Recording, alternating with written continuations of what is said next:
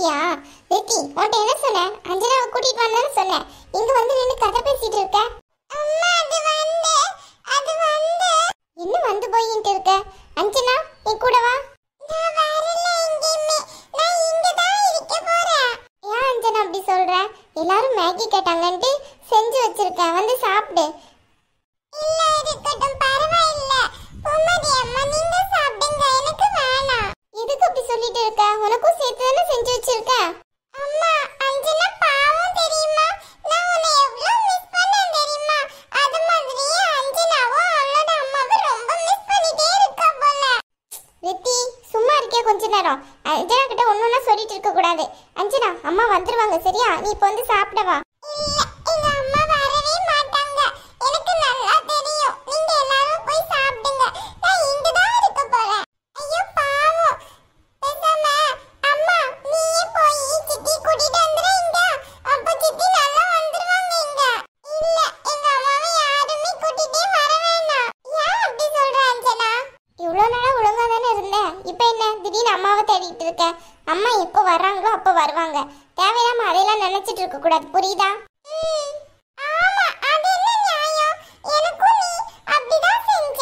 நீ பேசாம போய் பாட்டி வீட்ல போய் உட்கார்ந்துக்கிட்ட. இப்போ அஞ்சனாக்கும் அப்படிதான். அவங்க பாட்டி வீட்ல போய் அனுச்சிட்டு போய் உட்கார்ந்துக்கிட்டாங்க. ஆனா ரீத்துக்கு மட்டும் அப்படி கிடையாது. அவங்க அம்மா எப்போ பார்த்தாலும் அவ கூடயே இருக்காங்க. என்னது ரித்தி வாயில இருந்து இப்படி ஒரு வார்த்தை வருது? இவளுக்கு இப்படியெல்லாம் யோசிக்க தெரியுதா இந்த சின்ன வயசுல? என்ன பண்றது? இதுகளுக்கு எப்படி பதில் சொல்றதுன்னு தெரியலையே. நான் தப்பு பண்ணிட்டு போய் அம்மா வீட்ல இருந்தேன். அத மாதிரி அனுவுக்கு பிடிக்காத விஷயம் நடந்ததுனால அவ போய் அவ அம்மா வீட்ல இருந்தா. காவியா என்ன தப்பு பண்ணா அவ அம்மா வீட்டுக்கு போறதுக்கு? இதுங்கெல்லாம் இப்படி எல்லாம் பேசுதுங்க. ஆச்சரியமா இருக்கு. இந்த சின்ன வயசுல என்னெல்லாம் மூளை வேலை செய்யுதுன்ட்டு. படிக்கிறதுல மட்டும் ஒன்றும் வேலை செய்யறது கிடையாது. மற்ற விஷயத்துல எல்லாம் நல்லா வேலை செய்யுமே. இந்த ரித்தியை பிடிச்சி 2 அடி அடிக்கணும். சின்ன பிள்ளைகிட்ட ஒன்னா சொல்லி அவளையும் கெட்டுக்கிட்டு இருக்கா. ரித்தி, ஒரு நிமிஷம் நீ வா. அம்மா, நீங்க நான் கேட்டதுக்கு பதில் ஒண்ணு சொல்லலையே. பதில் தானே நல்ல முதுகுல படுற மாதிரி சொல்றவா. அதெல்லாம் முதுகுல படுற மாதிரி சொல்ல போறீங்க? காதுல படுற மாதிரி தானே சொல்லணும். அப்படியா? சொல்றேன். இப்போ என்ன, நீ வர போறியா இல்லையா அஞ்சனா? நான் வரல.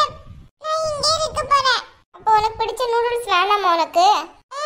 வேணாம். ஐயோ பாவம் தெரியுமா அஞ்சனா? சும்மா இரு ரித்தி, வந்து அங்க இருந்து போ நீ. ஆமா, சும்மா என்னை திட்டிட்டே இருக்காதீங்க. எங்களுக்கு தானே தெரியும் உங்களை மிஸ் பண்ணது. ஆனா ரீத்துக்கு மட்டும் அப்படி ஒண்ணுமே நடக்கல. வாயிலே அடி வாங்க பாத்துக்கோ, சொல்லிட்டேன்.